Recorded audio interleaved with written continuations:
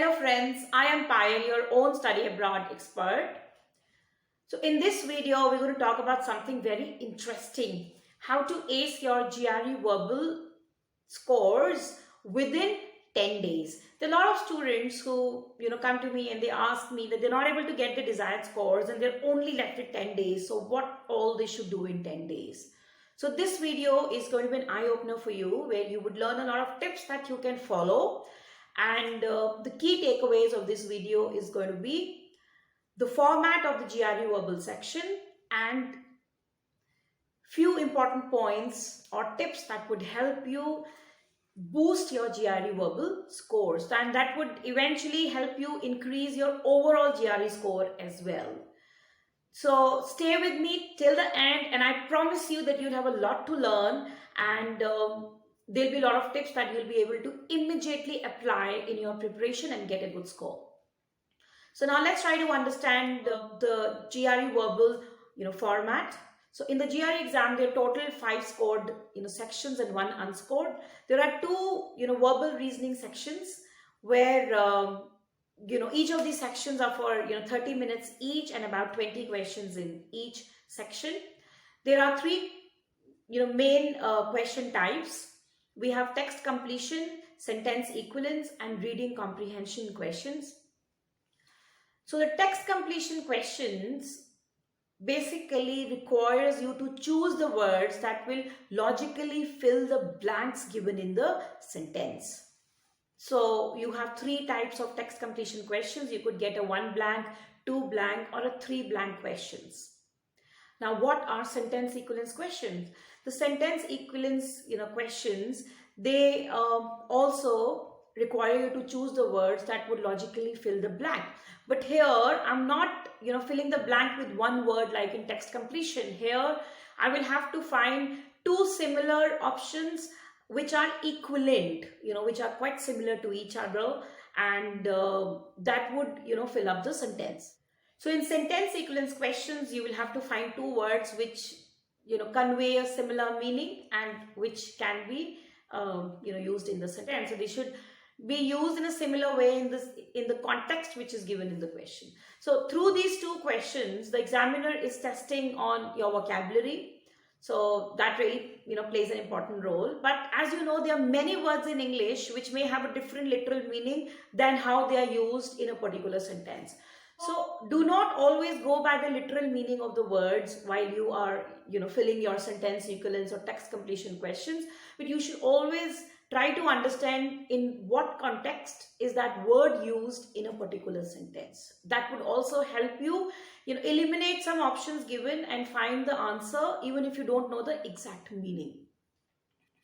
Now let's talk about the reading comprehension questions. In this, you have to read a passage carefully and you will be given few questions based on the information given in the passage. So you have 8 different formats on which you can get the questions from reading comprehension. The first is the main idea. So here you could get a question that would ask you to find the main idea, central idea, or the primary purpose of the passage or the paragraph. The next is function.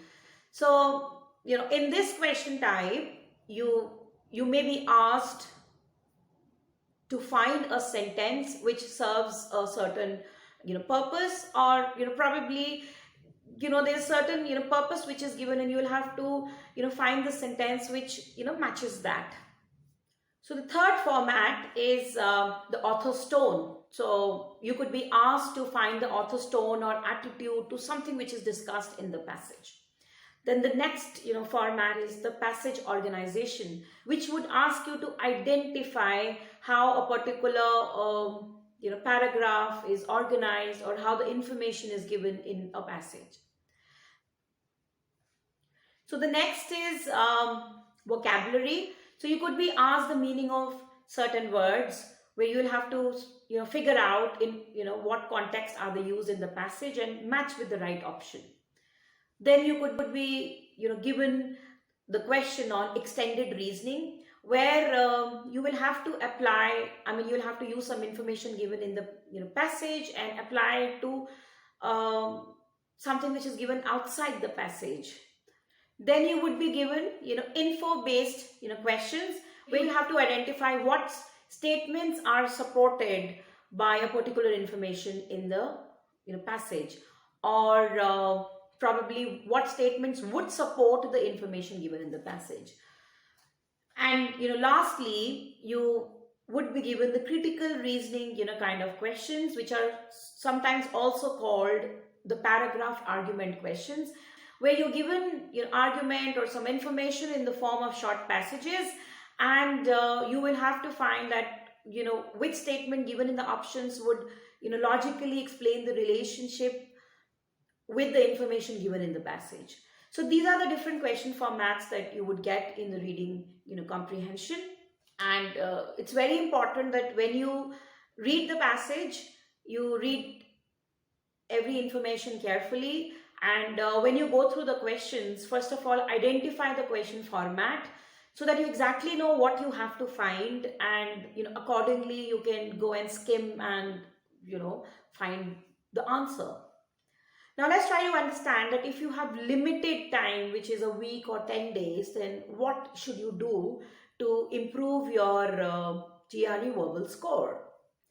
The first important point that you should take care of is, first of all, familiarize yourself with all the question types of GRE verbal section. Try to understand what is text completion, sentence equivalence, reading comprehension, all these question formats about. What are you intended to do, and what are you being tested or evaluated on? Once you understand that, once you understand the intention of the examiner on what he's trying to deduce or evaluate you on through these questions, it will become very easy to master these concepts. Then second point is that you should take some practice GRE tests. Do not practice some random questions and think that you're prepared for the exam. So try to take an exam in the same real-time conditions as if you're writing your actual GRE, so that you are aware of the user interface, you're able to take care of time management, and you're able to finish the test within the timeline given. That's very important, so that it doesn't happen that when you have when you're writing the actual GRE, you probably don't know how this entire exam works, how does the interface works, and you're not able to handle the pressure of time. The third important point is, as you do your practice GRE test, analyze each and every question in each and every section, and you have a review section that will help you understand that how many questions you've gone wrong with and how many are correct, and which particular question type you need to work on, what are your areas of weaknesses and your strengths, so that you can overcome your weaknesses.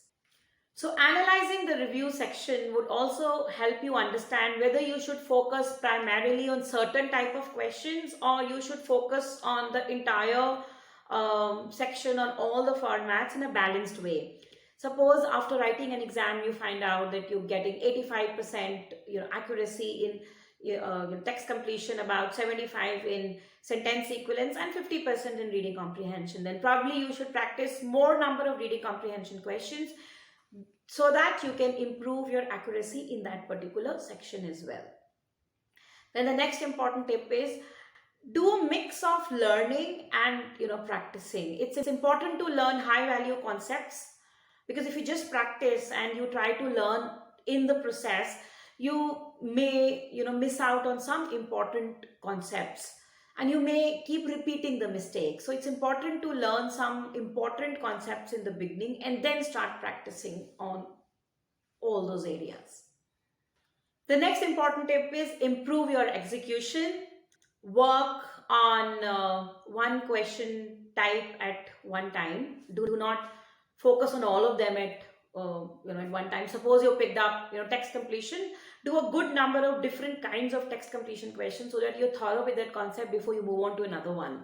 So take one topic at a time, and avoid careless mistakes, read the passages or read the questions carefully, read all the options carefully, do not rush through the questions and don't skip information unnecessarily.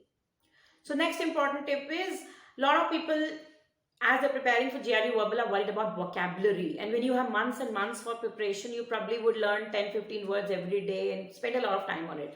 But when you have only 10 days, do not worry a lot about vocabulary.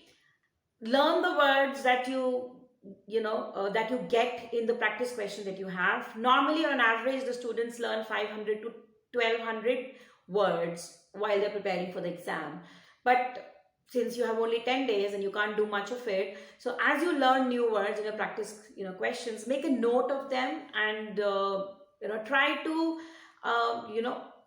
analyze how these words are being used, what context are these, are they being used in the sentences. That will help you understand the usage, and even if you learn few limited words, you will definitely be able to use it in different ways. And lastly, time your practice sessions. That is very, very important. A lot of people, they take pauses or they take breaks while they're doing their practice session, and that's not a good approach, because then when you go for your exam, you feel restless if you have to sit for a long time. So get used to sitting for that amount of time for which the exam duration is there, so that after half an hour, 1 hour, you don't start feeling restless, because if you feel restless, it will definitely impact your productivity and your performance. So please do your practice sessions as if you're doing your actual GRE exam. Time yourself, do not take breaks, and give about 1.5 minutes to each verbal question on an average. If it's an easy question, try to finish it early. If it's a difficult question, give it a little bit more time. So I hope these tips have been useful, and that would really help you to ace your GRE Verbal scores. And if you haven't subscribed to us till now, subscribe to us right now, because in every video you would have something new to learn, some new update to, some new update, some new information that would really help you. So we are here to, help you realize your dreams, and we want to be a part of your journey. And like and share this video with everyone. If you have any comments, feel free to drop it in the comment section below. And that's all about it. We are proud to get associated with you. If you haven't subscribed to us, you have a subscribe button down below. Press it right away. Thank you.